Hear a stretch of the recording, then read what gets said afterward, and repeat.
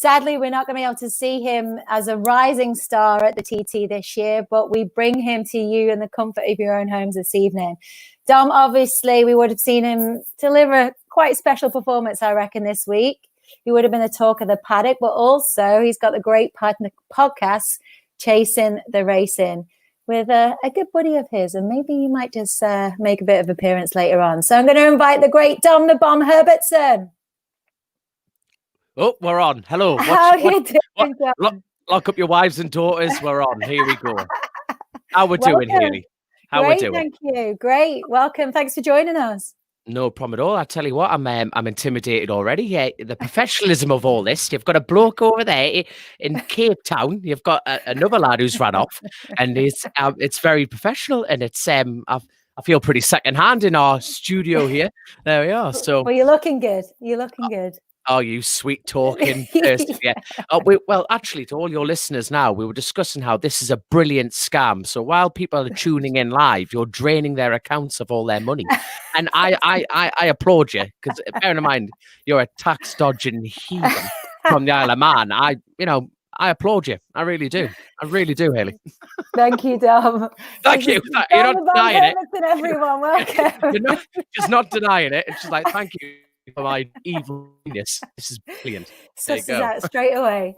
So, guys, this is an interactive experience, so feel free to fire your questions our way. Lisa Goldsmith says hello. Ian McEwen asked Dom the Bomb if he enjoyed his McEwen's Champion beer and Terry's chocolate orange at East Fortune.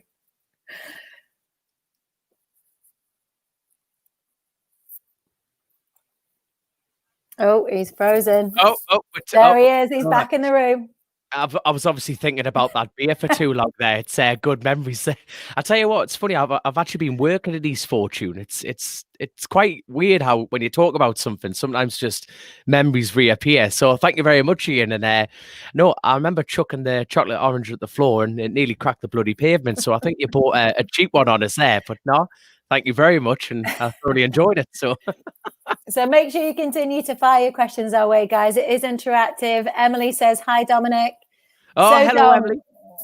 I just want to get onto the TT, right? So this is Tales of the TT. We'll get onto some of your favourite moments, because I know you've got quite a history here with regards to bringing your family to the racing, to the island. So sadly, we're not going to see you on the bike this week, of course. What does that mean to you to be missing out this year? Well, after chucking me toys out the pram, a fair few times, it's a little bit like, I'm gutted because not just me, not just every other rider, everyone bases themselves upon this sport, and especially the TT. You build up all year to go. People take time off work, save up all the money to pay for that expensive ferry, and to come over, and it was absolutely gutting, because you could feel the pain, but it's not just pain for the TT, it's sport in general, the whole world. And, there's a lot bigger things that are going on with this COVID-19, that makes our little problems even smaller. But the only thing I can pull out of this is the fact that all of us are missing it, which makes it a good thing. Like one of my good friends, he'll be shaking his head if I called him a good friend, because he'll be denying it 100% over, is Craig Neve. Now, he was having a fantastic run at the Northwest 200 last year. He lost the front and he hit his knee off the curb at like a ton 30, and I saw him coming in the paddock at the TT, and he had a face like a smacked off, I'm telling you, and it was just like, I don't want to Craig. At that point, you're thinking, watching everyone else have a time and sitting on the sidelines thinking, coulda, woulda, shoulda. But the advantage is that all of us are, being robbed a year. Absolutely. But toys back in the pram and move on. Yeah. So you've won the 2018 Classic TT, right? So there's been lots of talk about what you would potentially have achieved this week, but it just gives you a bit more time to prepare for next year, right? To come back next year with a bang, maybe. Oh no, well, you've got to go racing with the attitude of improving every year. I don't think there would be a single competitive, even competitive and non-competitive person going, I'm going to go there and go slower, or go like, I'll do the same again. You know, every person in there, in that paddock, is going there to achieve bigger and better things. And that's the beauty about the Isle of Man TT, is someone who's running on factory, on financially supported machinery. So, for example, if they're did 121 last year, they will get back on that boat with a big smile if they achieve a 122. And the thing is, this is where the sport becomes very expensive, because every time you go a little bit faster, you just need a little bit more cheddar in the bank. So, and I've been very lucky to be asked for race for the Davies Motorsport team last year, and we took a huge step forward, and it was just a great team. Like, lad turned up with a brand new ZX10RR with, here's a bit of plugging for you, for the Belgrave ZX10, and they provided the bike to the team, and with their wealth and knowledge, we made a huge step forward at the TT. And that's coming from, Charlotte, like, me and my mates had bikes for years beforehand. You know, we did the best with the financial budget that we had, and without them, that would not have been possible. And I can't thank them enough. But it just takes that little bit, a bit more fine tuning every year, and every team's doing that. But it does depend on that. So, you know, after this scam, Hailey, if you want to sponsor us, that would be fantastic. We're on it. I'll write to the team. So how much of a challenge is it for you to get the team together and get the fundings together to come to something like the TT? Because it's obviously not a cheap event to take part in, but there are ways and means for you guys to be able to bring the sponsors in, etc. But as a private, it's always an ongoing thing. It's 100% ongoing. And my benefit, I first got on a bike at 21. Okay, so like, now my race bikes my entire life, like you were saying, my pedigree as far as the Isle of Man is concerned, not just the TT with the Manx Grand Prix and the Blount Southern 100 circuit. That was our family holiday, and that was something I always took for granted. But my dad couldn't afford to do any other meetings. You know, we did Croft if he was lucky, which is our local round in the northeast here, and then East Fortune in Scotland. And as a family, you just think, well, why did he go out and race more? But that huge financial input that you need to go to the Isle of Man alone, even for competitor prices, you're talking over £1,000 just for the fare fee. And then your tire bill, let's jump to the TT side of things. When it was hot, I know that's hard to believe on the Isle of Man, but when it was hot, we racked up a tire bill of over £6,000 just on tires. Over 2 different bikes, and every 2 laps you use 24 liters of like unleaded fuel. You know, if you, like, a lot of teams run professional, you know, high performance octane Mad Max stuff, which would be fantastic to get, but we were just going down to the local shop shite, right shop. Sorry, you've got to watch me language. Yes, shop right. And just filling up the pump, and then, you know, you put it in your bowser and off you go. And but gaining that money, you find a way, but you can only go to what you can achieve. Now, like I mentioned before, riding for the Davies team, they've got a long history in motorcycle racing, and then they've got some very great loyal sponsors that are able to bring that wealth in. Wealth of knowledge, you know. And even for a team like Davies Motorsport, it's still a struggle to get the funding each year for the tires, the fuel, the travel.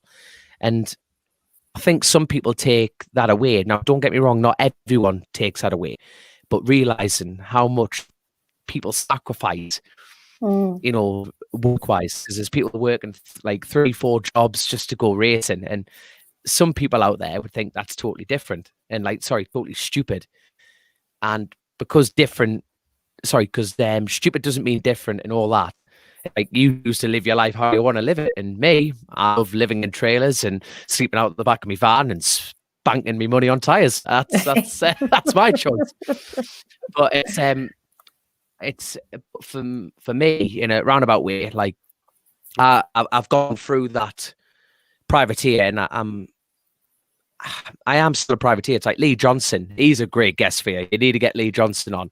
So his team is still classed as a privateer team because they're not factory backed. But Lee deservingly so, and so fast. He deserves that big sponsors pack that he can pull together. But there is a difference between privateers and then privateers and then privateers. You know, it's all about the money train. It really is about the money train. And it is very much an ongoing battle every year because you get sponsors dropping in and out all the time. And, you know, just money's a funny thing, Hailey. Money's a funny thing. So what keeps drawing you back? What is, obviously our track is completely insane and it's like no other in the world. But what is it that keeps drawing you back? Thing is, I don't know any riders personally who have gone to the TT, packed up and gone home. That says everything about the track, you know, and it's just a phenomenal thing. And it really is indescribable, the TT. And, you know, you can watch documentaries for days and days and days, and everyone keeps going back to the same thing. It is the buzz. It really is the buzz of the place. And it's just, it's the pinnacle. This is Everest of motorcycle racing. I don't care who you are. This is the world's best race, period. And the fact that I'm lucky enough to go there every year, bar this year, but it is an unbelievable experience. And even people that go to spectate there want to keep going back. It's just such a draw. And I don't know. Well, hold on, you live there. What's it like now? I'm lucky enough to be cutting trees. What's it like over there? I'm not there at the minute. I'm actually in England at the minute, but I know that, when I was back there in the TT, I was back there when Foot and Mouth happened. And it was just... When was that? Oh, God. It's the only other time that it's not happened. Oh, where's your man Aiden? Where's your man in Cape Town? When 2003, I think. I think it was 2003. I think I remember that because my dad was there. When it got cancelled. Now, that was the first time my dad went round the Ulster Grand Prix circuit at Dundrod. So it was just like, I love the Irish. I've got so much time for the Irish people. It's unreal. The fact that there's essentially a pandemic of some degree, and the Irish are like, get yourself over here there. Get the bikes out. We don't mind. Get on with it. It's brilliant. I absolutely love it.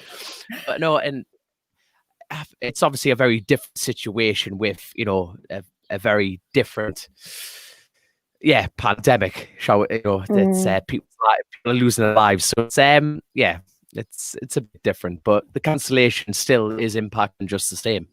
Yeah, it is. So we've got some great questions here, so I'm going to share them with you, Dom. So what is your first one? We've got, what is your favorite sector of the TT course and why? Love to know that.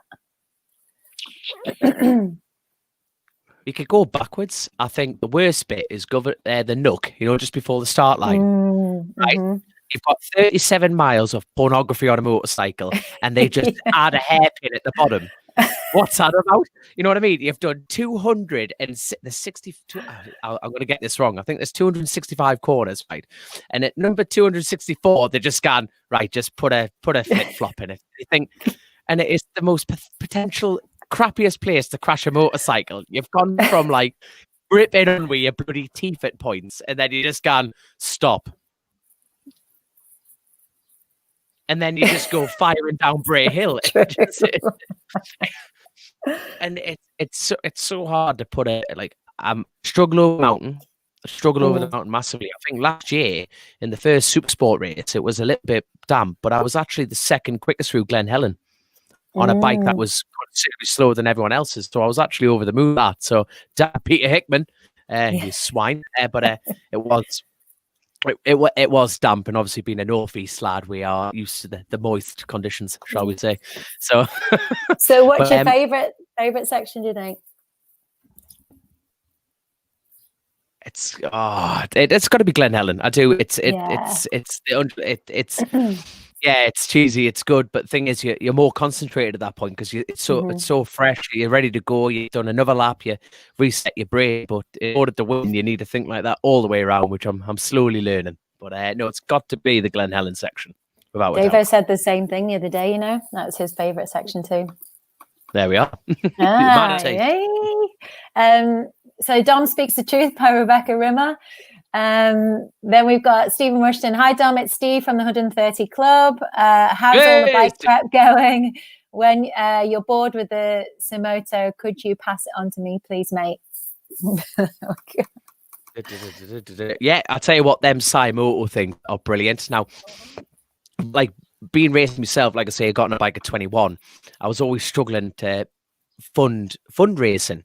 And I always thought, wait, I would like to get one of these little mini motors just to keep your eye in over the winter and over the summer months and whatever. But I thought a couple of grand on a bike, that's halfway through to me TT tyre bill. And I totally knocked it on that idea up my head. Biggest regret. Massive, massive regret.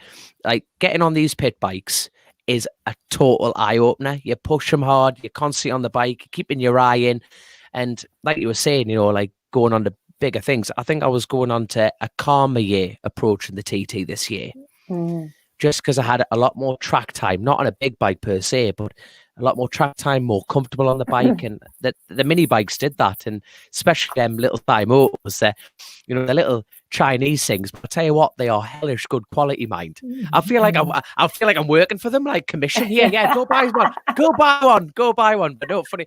Like I've actually been asked to ride for Bike World in a couple of British mini bike rounds throughout the summer before this season kicks off. So I'm going to go out and dish out get my arse kicked and dish out some portions in little mini bike racing, and I can't wait to get going. But no, Steve, you can have the bike when I wreck it. There you are. There's a promise. When I smack it, there you are. Smash it in half. Dom, why did it? So it wasn't until you were 21 to get on the bike that you waited until 21. So how come it was that? Was it because of money or? Yeah, it was exactly that. Oh, here we've got a technical in the Chasin the Racin studio here. We've gone limp. Steady. The problem for most people. But so it was a case of 21. I left school because I'm uneducated. School wasn't for me. Don't get me wrong. I tried my best at school. So any kids listening, stick at school, kids. It's important. Don't do drugs, all that stuff. But no, for me, it was a case of like, school wasn't for me, didn't really enjoy it. I did try my best. I thought I've got to go and get a job. And for me, my dad was a woodcutter. He was actually a head forester of Kielder Forest. If anyone listening to this knows where that is, it's a beautiful part of the world. And my dad ran the bottom half of that. And I just wanted to be my dad. My dad's my hero. And I got into woodcutting. But my parents did the best thing for me in a way. Now, they raised kids when they couldn't rub two pennies together. And it was an attitude of, we're not going to give you something, Dominic, but that we can't give the girls. I've got two older sisters. Now, they are good looking and rich. And they took everything out the gene pool. I've been robbed, Hailey. I've been totally robbed. I'm not going to lie. I'm telling you. If my mom's listening, she'll be nodding. I'm telling you. No.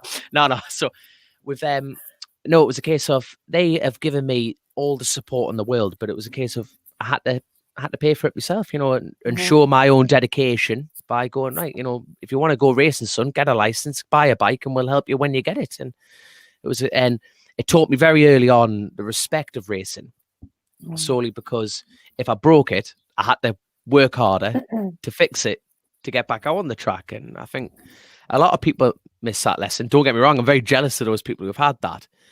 And there are people that have got the silver spoon in their arse and a stick up their arse at the same time. And they think the Rossi syndrome, as I call it, but not like, and that's a very small minority. You know, everyone in racing in general is a great ambassador for the sport, because you can see where the passion is. But it was a case of I had to wait. But at 16, got a job, and then I had to do my own qualification to pay for and to go to work in and blah, blah, blah, blah. And then at 21, at 20, I bought an SV 650 off a low northeast lad. I spent all my money. I couldn't afford to go racing, so I had to save up for a season's racing. And then I did my first season, and all I ever wanted to do was come to the Isle of Man. Never wanted to do short circuits or British like championship. That was never my agenda. I would like to do it now, mind, to get faster at the TT. But at the time, it was always come to the rock, the Irish Sea there. Brilliant. Love it. But no, if you've got a rich sister, Hailey, you know what I mean, hand her my way. You know what I mean? That would be handy enough for racing, I'm telling you.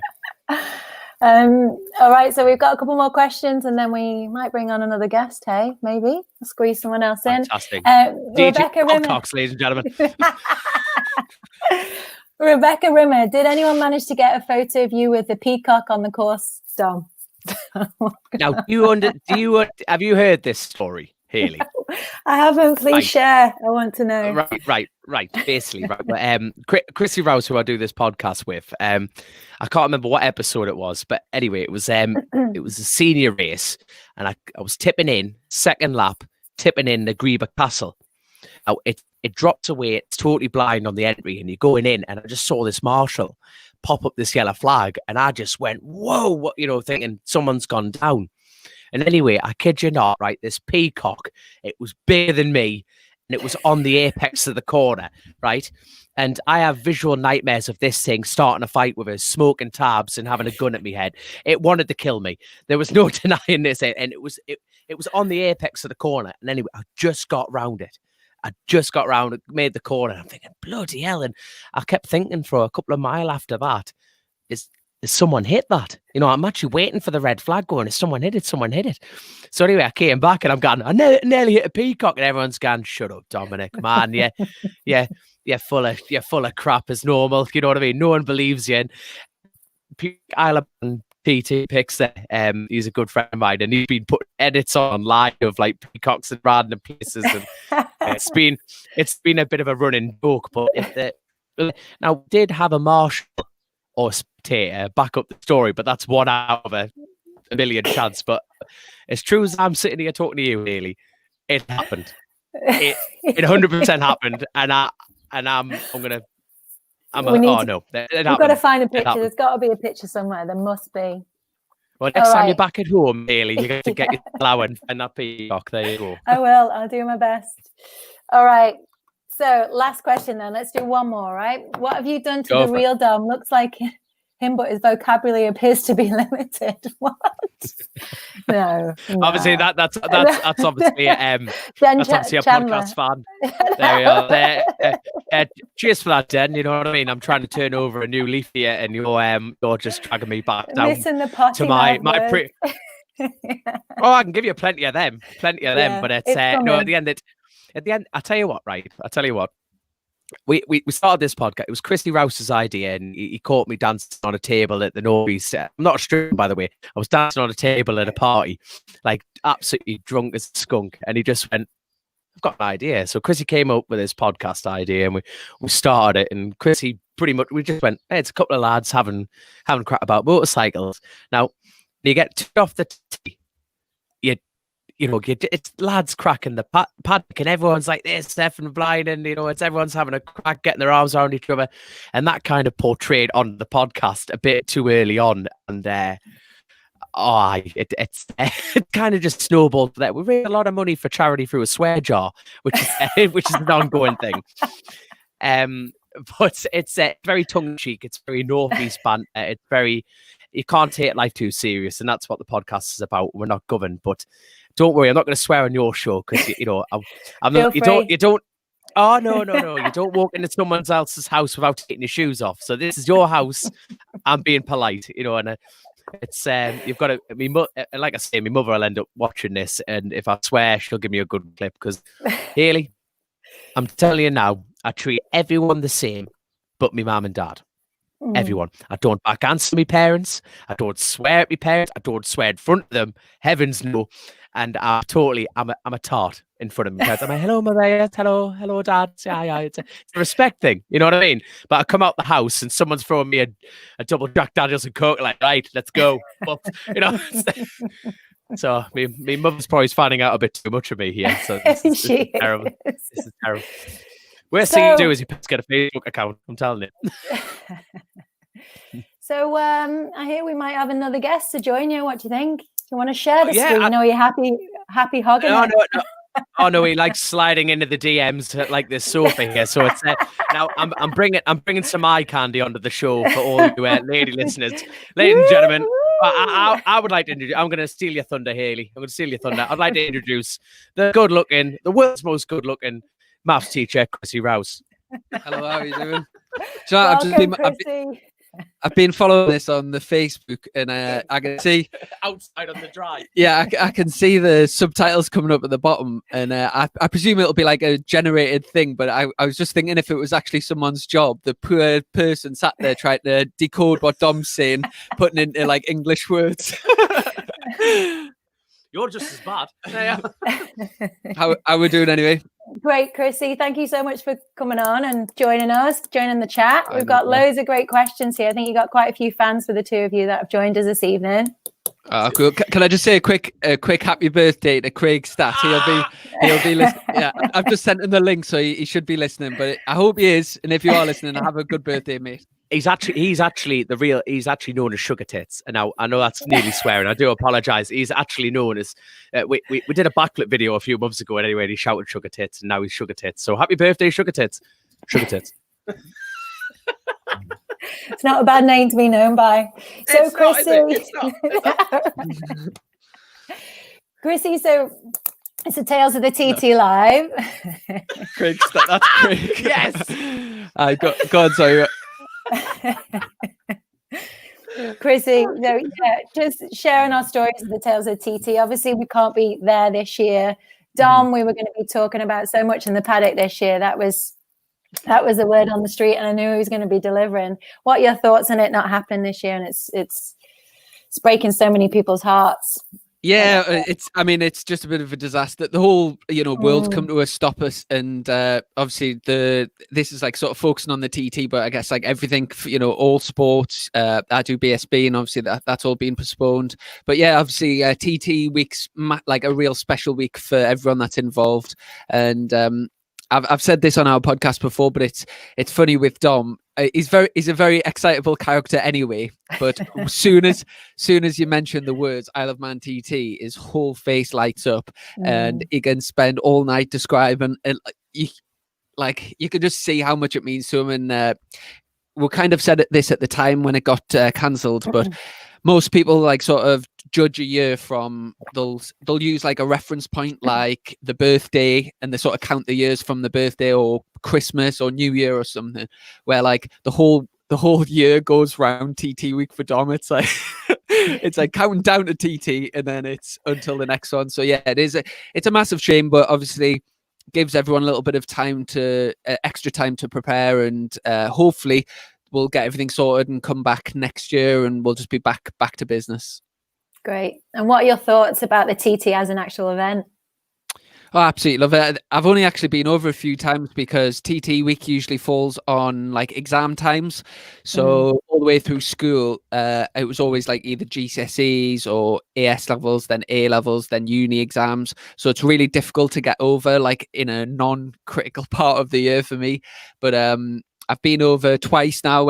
Last year I went over with my girlfriend, and we went for 4 days, and we didn't see one bike go past because of the weather. It got cancelled every single day. The weather was terrible, wasn't it, last year? Yeah, it was shit. But yeah, we had a really good time anyway, and I love spending time on the island. It is a really special place, and obviously for TT week, there's nothing else like it. There's no other spectacle, I know there's other road racing.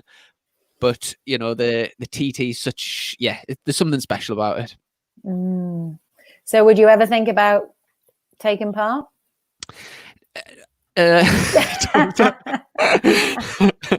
Dom knows my mum and dad too well. Yeah. Cut the tape from Cape Town. Yeah. For me, obviously as a bike race, you get questioned all the time about it. But I race on the short circuits, and I feel like I get enough of a buzz from short circuit racing, like with the danger level of short circuit racing, that sort of satisfies my need for, I suppose it is like the need for speed, need for danger, whatever it is. And for me right now, like in my mindset, I kind of see it's not really something that I would consider for the near future. I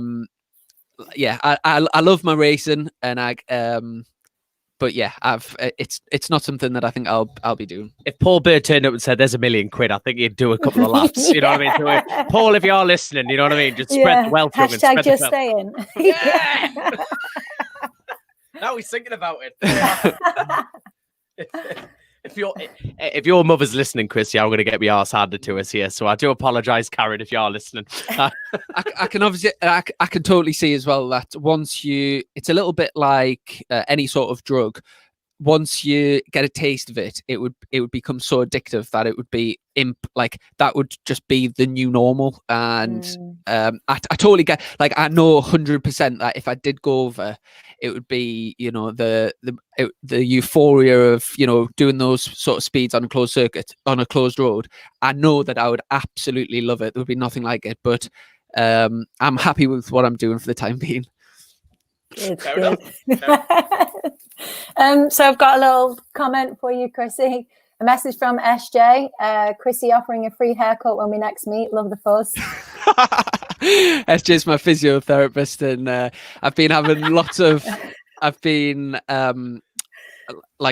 think it was about 3 months ago now, I had a little crash in Spain and I ended up needing quite a serious operation on my shoulder. So thanks to SJ, all the way through the lockdown, we've been doing like visual appointments, and without him I wouldn't have made the recovery that I have done. So yeah, he's a top guy.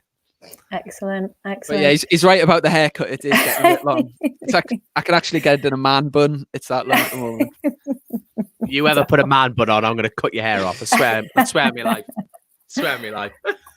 So, Dom, you guys are still able in lockdown to be able to do your Chasin the Racin podcast, which is fantastic. So that's still keeping you connected and still entertaining people in this lockdown life that we're living. Yeah, it was a real difficult decision, like at the beginning of lockdown, obviously with the social distancing and stuff, that we had to sort of make a decision. And in order to keep the podcast going,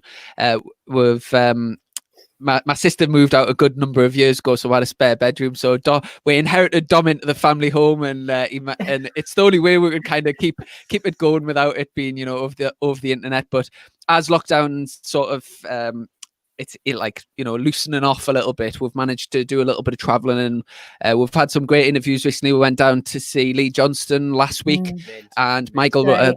They're both out there on YouTube and stuff, and like all the like iTunes, Spotify, all that type of thing. And then we went down to see, this is breaking news because we haven't actually announced it, but we went down to see the Mackenzie boys at the weekend, and like this weekend just gone, and we had such a laugh. So that'll be coming soon. We did like a few fun games, and we'll have some new material for the YouTube channel soon. Fantastic. Brilliant. So does Chrissy tuck you in at night then, Dom? Baths me, waters me, walks me. You know what I mean? I'm really like the family pet. It's fantastic. You know, I get treated like a king. You know what I mean? It's yeah. I'm not moving out. I hate to tell it to his mother, but it's it's so much better than trying to feed myself all the time. And there we are. Dom, you've had quite a few amazing guests, and you just mentioned some of the names that you've had on the podcast. Who's been your favorite so far? Could you name one? I would say I definitely find the in-person interviews better than we have been doing some Skype ones, and this format seems to work great. I've never been on StreamYard before, but we usually do ours over Skype, and there's like a slight delay, and it's just not quite the same. So even though we've had some amazing guests online, the in-person interviews have definitely been a little bit more successful.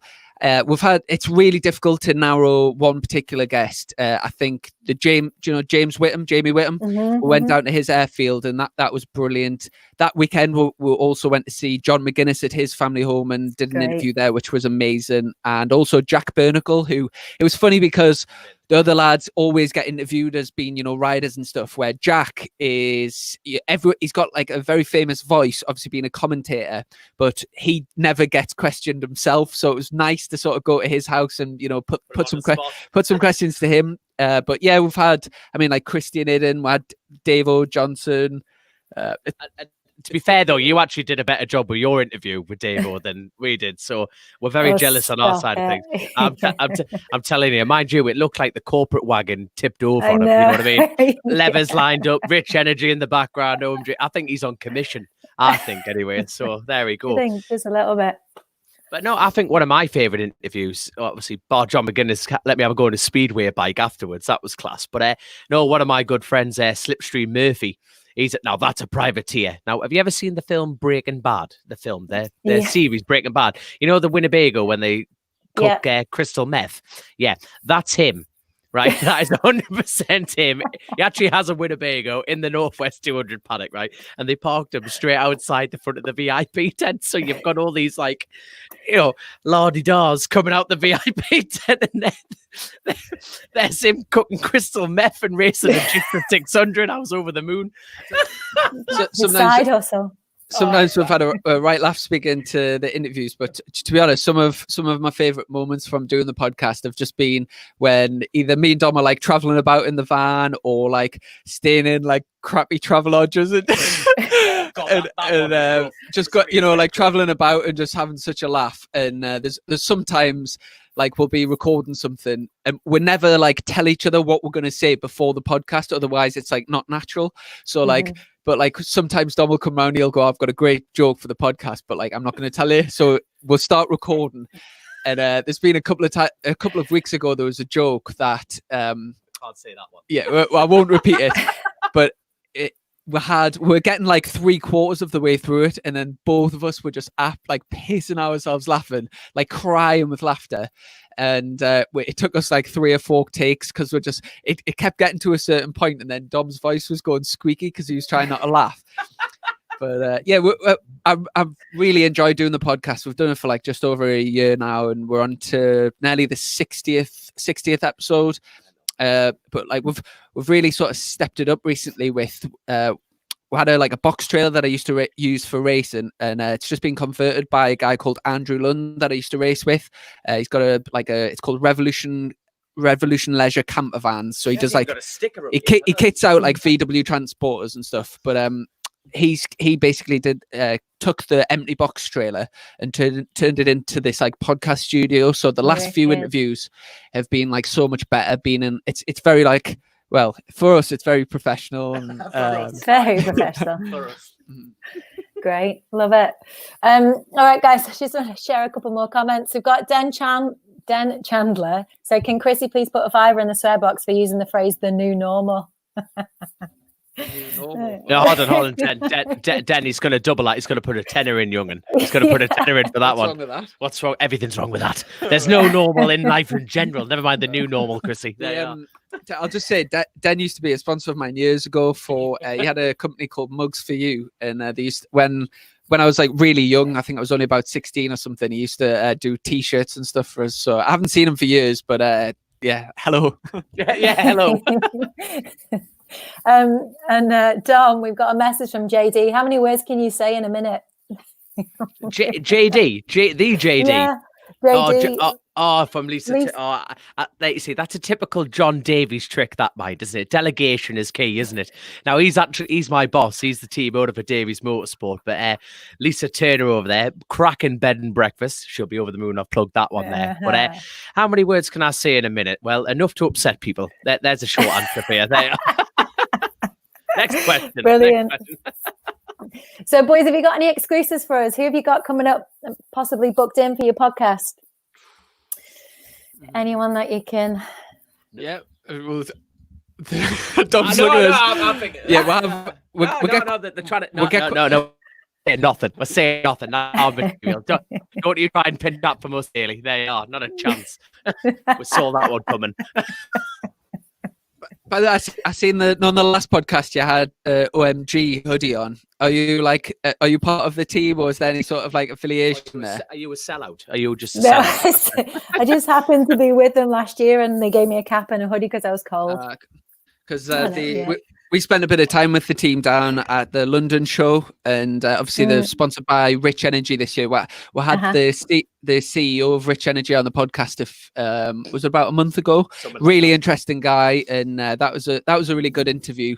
But he's also just sent us some sample cans of. So we had our first taste of Rich Energy. So we haven't slept for 3 days. We haven't slept for 3 days. It's Premier, like it's Premier. You know what I mean? It's like whoop. Yeah, really nice. We tried it. Was it? Yes, yeah, it was yesterday, wasn't it? And it's obviously some sort of hallucinogenic in it because we can't remember nothing. You know what I mean? It's a very similar taste to Red Bull. You can't say that. Yeah, you can. It's a lot cleaner than Red Bull. It's a lot cleaner. It's a lot more high end. It tastes extremely similar. It's a while since I've had a can of Red Bull, but it's exactly how I remembered Red Bull tasting. So we'll maybe have to do some sort of back-to-back test, but it's extremely similar. One for the podcast.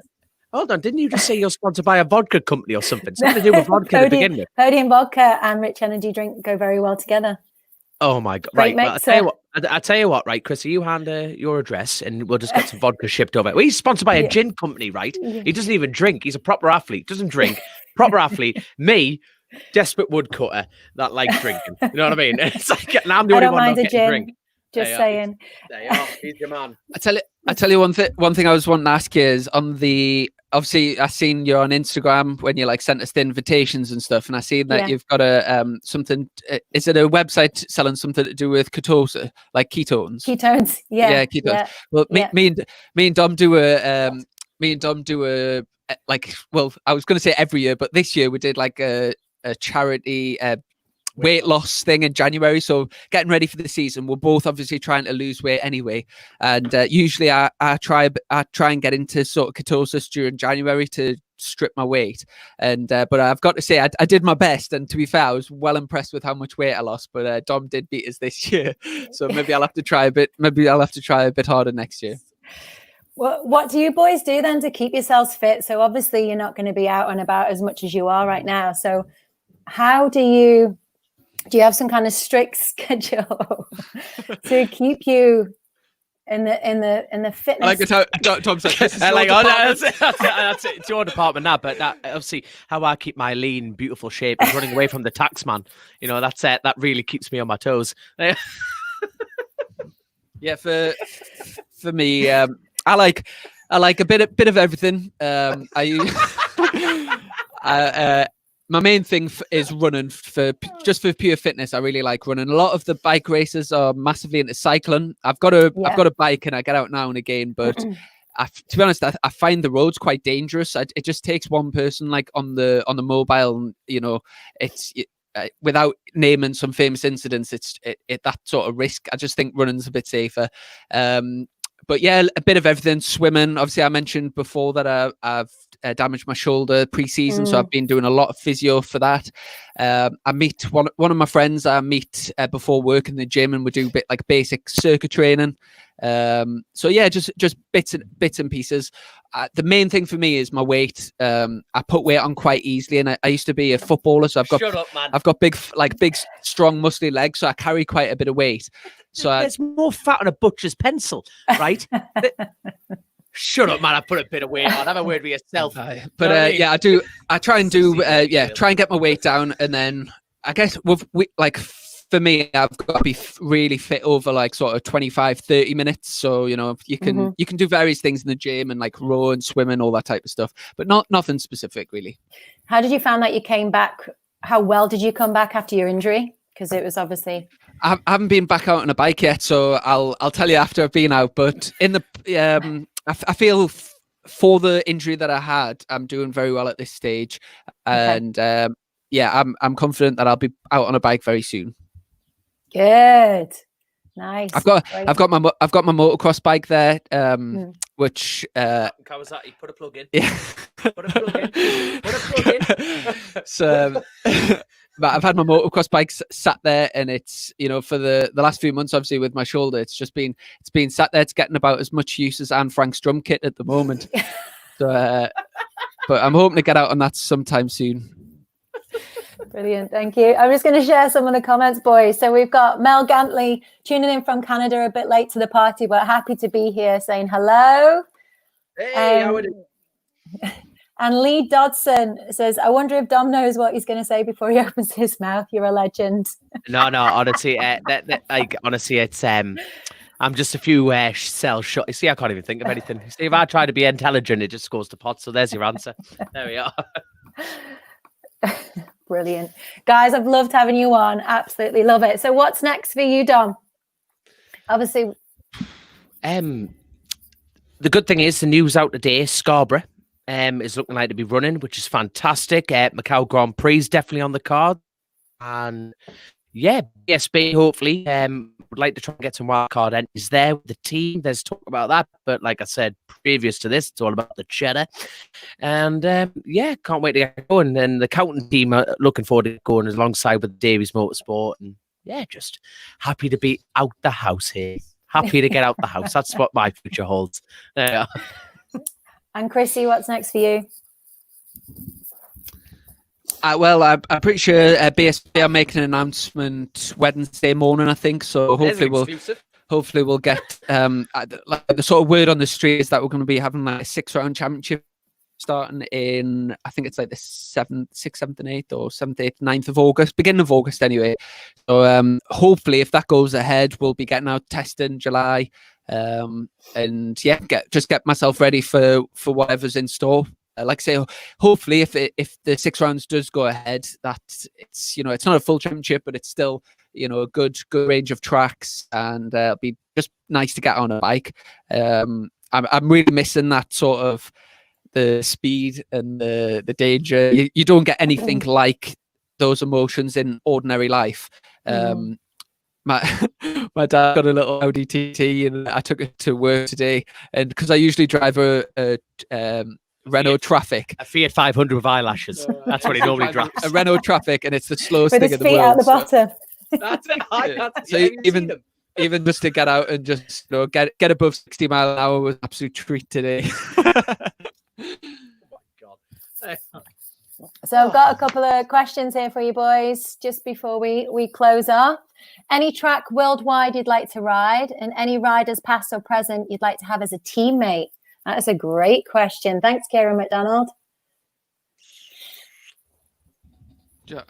So any track I would like to ride. My favorite international track that I've been to, I raced over in Portimao in Portugal, down in the Algarve, and that's such an amazing track because it's got the elevations, and I would sort of describe it as like Cadwell Park but on drugs. It's got everything. I really love that place. A track that I've not been to that I would like to go. I quite liked. There's a few American tracks that I would quite like to go to. Phillip Island, especially with the corkscrew. Sorry, what am I? Where's the corkscrew? Laguna Seca. Yeah, Laguna Seca. Yeah. Yeah. But to be fair, I would like to go to Phillip Island as well. That is an awesome track. Yeah, and on the team question, past, present. I was going to say somebody like really famous and good, but you don't really want a teammate that's too good because then it just makes you look bad. So I really, I would actually love to have Dom as a teammate one day. No, you wouldn't. That's a lie. Spa, the track. It looks absolutely incredible. Track. Yeah, I would love to go there. Road race. I would love to do semi-road race in New Zealand. Plus, there's loads of trees, so I can make money as well. And teammate. I'm not just saying it because he was of a guest. I think Davo Johnson as a teammate would be brilliant. No, he's an infectious character. I'm not saying he's got the clap or anything, but like he just makes you smile.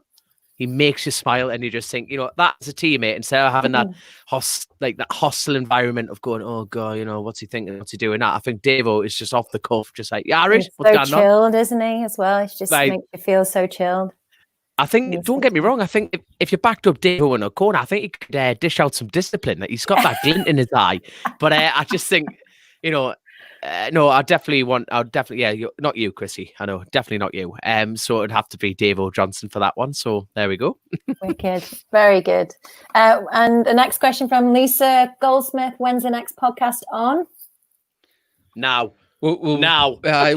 Now. I put one out at, it was like 1 o'clock this morning, which was the Michael Rutter one. That was our last one that we've been published. But I've still got one to edit, the Mackenzie one. So that'll be out probably back end of the week, maybe over the weekend, something like that. But it'll be worth the wait.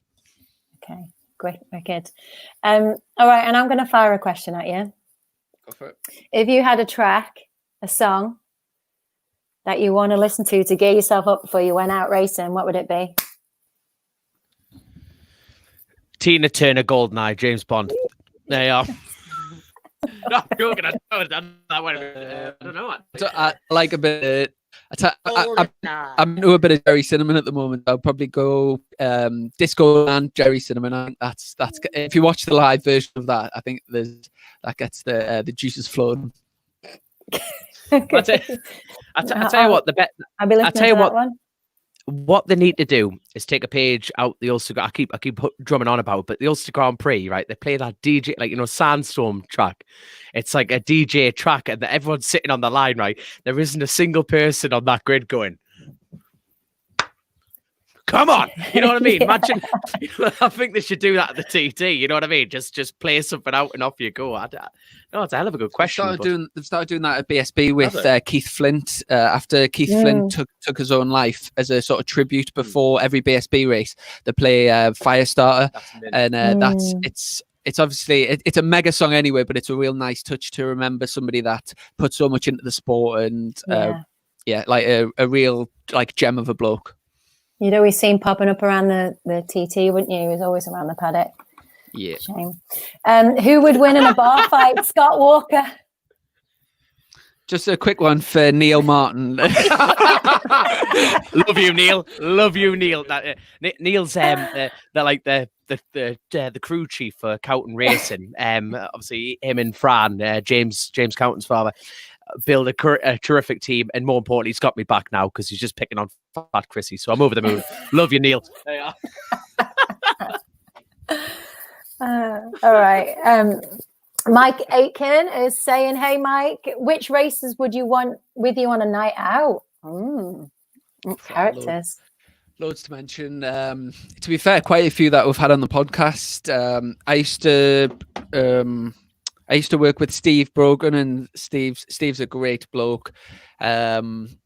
I thought that there's that one of our questions on the podcast. We'll do quick fire questions, and one of them is if you were going to take 5 people out, past riders, past or present, who would it be? And the sort of common denominators are always Jamie Whittam, John McGuinness.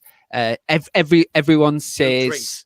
What's that? Everyone who drinks. Yeah, everyone says David Jeffries and Steve Hislop as well. They're real common suggestions.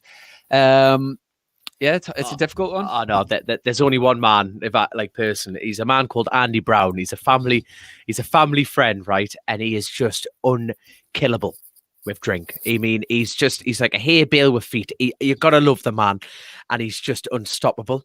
He's a truck driver who hauls timber, and he can just. I honestly reckon he could take on a mythical creature and just kill him with his bare hands. But Andy Brown, I'll have to next time we're over the Isle of Man, I'll have to introduce the pair of you to Andy Brown. He's a phenomenal creature, phenomenal. Love it. And Darby, go for it, Chrissy. Do you usually live over in the Isle of Man? I'm from there. Yeah, I went. Tax dodger. Whereabouts?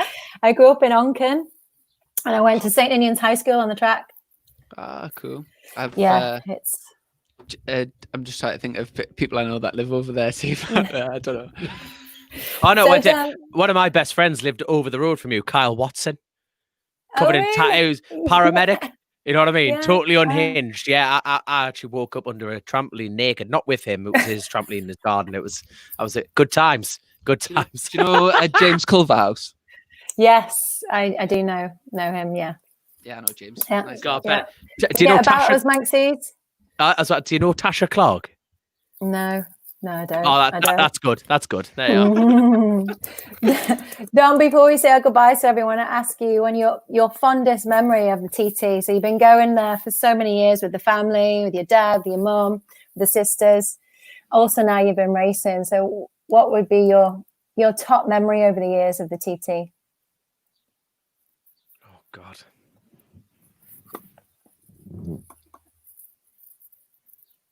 Oh, nah, that's a nigh on impossible question. No, wait, yeah, race win. You know that's something that it was a dream that I thought would never achieve, and it's something I definitely want to replicate, and I can replicate. But there's just so many little moments that just build into the bigger picture. And I tell you what, like when it comes to the Isle of Man, I think one of the happiest weeks of my entire life was with me, a man called Blue Steel, and Chicken, right? And we all went over. No, right. So wait, Chicken Charlton's a chicken smuggler, and the Blue Steel took one dodgy photo once. Bent like you just like that once, and it just stuck. So the Blue Steel, and it was of us. We all had a pick each. We all crammed them in one van. We had like really, really cheap tents that leaked holes everywhere. And we just went to the 700 meeting, all newcomers. And it was a disaster. It was a disaster. And it was just, I can't remember a week of my life where I smiled from the second I left the Northeast till the second I got back. And I was at work and I just sat on a tree stump and just went, oh, I've peaked in life. You know what I mean? I just laughed all the way through. But no, if they're listening, big shout out to the chicken legend and the Blue Steel. Yeah, definitely. Brilliant. Great. All right, guys. Well, listen, thank you so much for your time. I can't wait to work my way through all your podcasts. You got almost 60 there now, though, haven't you? Bloody fantastic. Oh, you're not missing anything. Don't even waste your time. You know what I mean? You've got, honestly, it's a waste of time. It really is. But, he's going to tell me off after this. Listen to them all. No, well, cool. Thanks very much for having us. Really enjoyed being on. Yeah, no, it's been absolute pleasure. So, guys, best of luck with the rest of the podcasts that you got lined up. Everybody, make sure you tune in, Chasin the Racin. As they said, they've got almost 60 episodes there waiting for you to listen to.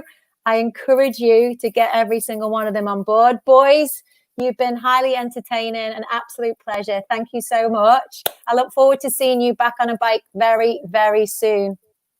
Excellent. Cheers, guys. Thank you, everyone, for joining in. So remember, this is an interactive experience. We've got many more great guests coming up this week. But that was an absolute pleasure having the Chasin the Racin boys on. I mean, gosh, my cheeks are actually hurting. So, yeah, we've got more to come. So keep an eye out on our Facebook page for the lineup for the week. I'm back live with Roy as well. Don't forget about that on Wednesday morning. TT with Roy. Get yourself a brew and hear some of his fantastic stories from over the years of commentating at our wonderful events. So, guys, thanks again for joining us. If you are watching back on the replay, or if you know someone that's going to enjoy this, please share it with them and fire your questions your way. If you have any other questions for the boys, please do send them over to us and we may just use them in the future. All right. So thanks again. This is Hailey Coxon reporting for you from the Spirit of Motorsport podcast. And it is the Tales of the TT Live, sponsored by